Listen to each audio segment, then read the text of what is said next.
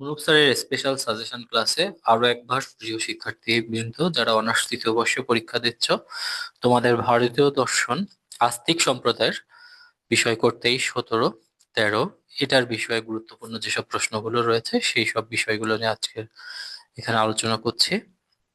তো প্রথমে ক বিভাগের যে প্রশ্নগুলো রয়েছে এখানে রয়েছে দার্শনিক পরিচয়, সাংখ্য দর্শনের প্রতিষ্ঠাতা মহর্ষি কপিল দেব, যোগ দর্শনের প্রতিষ্ঠাতা মহর্ষি পতঞ্জলি, ন্যায় দর্শনের প্রতিষ্ঠাতা মহর্ষি গৌতম, বৈশেষিক দর্শনের প্রতিষ্ঠাতা ঋষি কনাদ, মীমাংসা দর্শনের প্রতিষ্ঠাতা মহর্ষি জৈমিনী, মীমাংসা সূত্রের ভাষ্যকার কুমারিল ভট্ট প্রভাকর মিশ্র, শঙ্করাচার্য একজন বেদান্ত দর্শনের ভাষ্যকার, তিনি একজন অদ্বৈতবাদী দার্শনিক ছিলেন। যোগসূত্রের ভাষ্যকার থপ বেদব্যাস, মীমাংসা সূত্রের তিনজন ভাষ্যকারের নাম রামানুজের দর্শনের ভিত্তি কি এগুলো পড়বে। উপনিষদ কি? উপনিষদ শব্দের অর্থ হচ্ছে গুরুর নিকট উপবিষ্ট হয়ে বসা।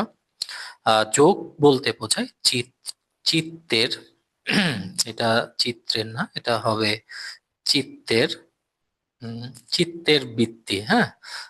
চিত্তের বৃত্তিগুলোকে এক জায়গায় নিয়ে আসা, এটাকে বলা হয়, এটা চিত্ত হবে। হুম।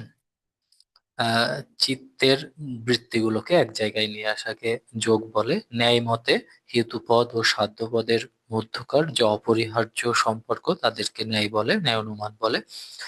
ন্যায় মতে জ্ঞাত সত্য থেকে অজ্ঞাত সত্য গমন করার যে মানসিক প্রক্রিয়া তাকে তোমার তাকে অনুমান বলে।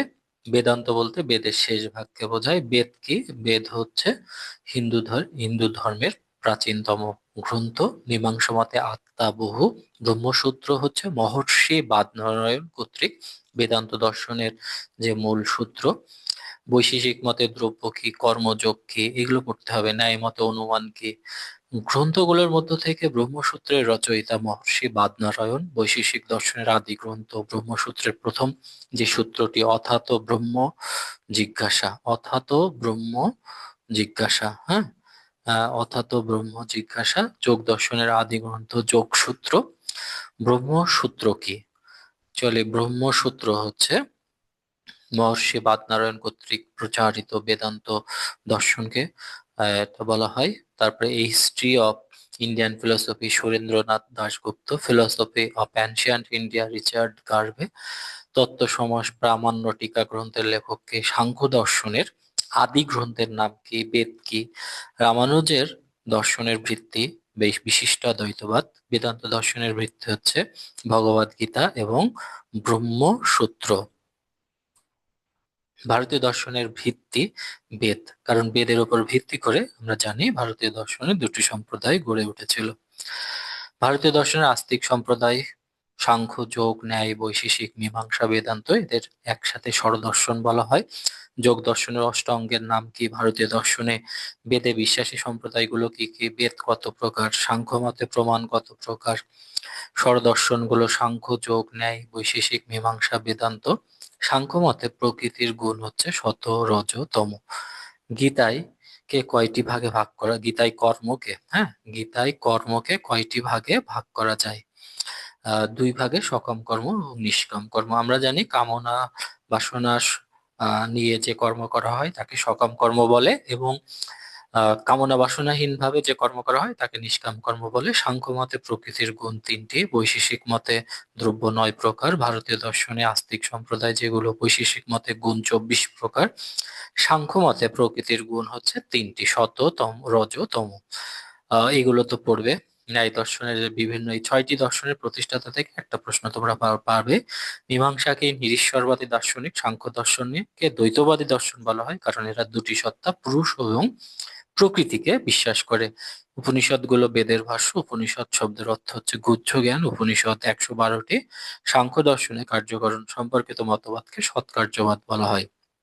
এখান থেকে যে প্রশ্নগুলো, উপনিষদকে বেদান্ত বলা হয় কেন, যোগ দর্শনে কৈবল্য, সাংখ্য কার্যকরণ তত্ত্ব, নির্বিকল্প সবিকল্প প্রত্যক্ষ, এটা খুবই গুরুত্বপূর্ণ। তারপরে নয়ায়িকদের মতে হেতাভ্যাস কি। তারপরে এখানে সাংখ্য বিবর্তনবাদ, বৈশেষিক দর্শনের মুক্তি কি, বহু পুরুষবাদ, পুরুষ এবং প্রকৃতি, শঙ্করের মায়াবাদ, ভারতীয় দর্শনের মোক্ষ কি। এগুলো সবগুলোই পড়বে। তারপরে বেদান্ত দর্শনের উৎপত্তি, ক্রমবিকাশ, মীমাংসা জ্ঞান তত্ত্ব, উপনিষদকে বেদান্ত বলা হয় কেন, ভগবদ গীতার এই দুটো থেকে একটা প্রশ্ন তোমরা পাবেই। গীতায় কর্মবাদ আলোচনা করো বা ভগবদ গীতার নৈতিক শিক্ষার তাৎপর্য, পুরুষ ও প্রকৃতি সম্পর্কে সাংখ্যদের মতবাদ ব্যাখ্যা করো বা পুরুষের বহুত্ব আমরা কিভাবে প্রমাণ করতে পারি, ব্রহ্ম সত্য জগৎ মিথ্যা, শঙ্করের যে উক্তিটি ব্যাখ্যা করো। তারপরে হচ্ছে যোগ দর্শনের ঈশ্বরের স্বরূপ এবং ঈশ্বরের অস্তিত্বের পক্ষে যুক্তিগুলো, ব্যাপ্তি কি, ন্যায় দর্শন কিভাবে ঈশ্বরের অস্তিত্ব প্রমাণ করে। রামানুজের মতে বিশিষ্ট দ্বৈতবাদ, এটা পরীক্ষায় আসার মতো একদম একটা প্রশ্ন, তুমি কিভাবে কেবল অদ্বৈতবাদ থেকে এটাকে পার্থক্য করবে। তো এই ছিল সাজেশন, তোমরা দর্শন বিভাগের সাথেই থাকো এবং দর্শন বিভাগের নিয়মিত বিভিন্ন সাজেশন গুলো পাওয়ার জন্য এই এখানে তোমরা নিয়মিত থাকবে এবং দর্শন একাডেমি চ্যানেলটিকেও সাবস্ক্রাইব করতে পারো। ধন্যবাদ সবাইকে।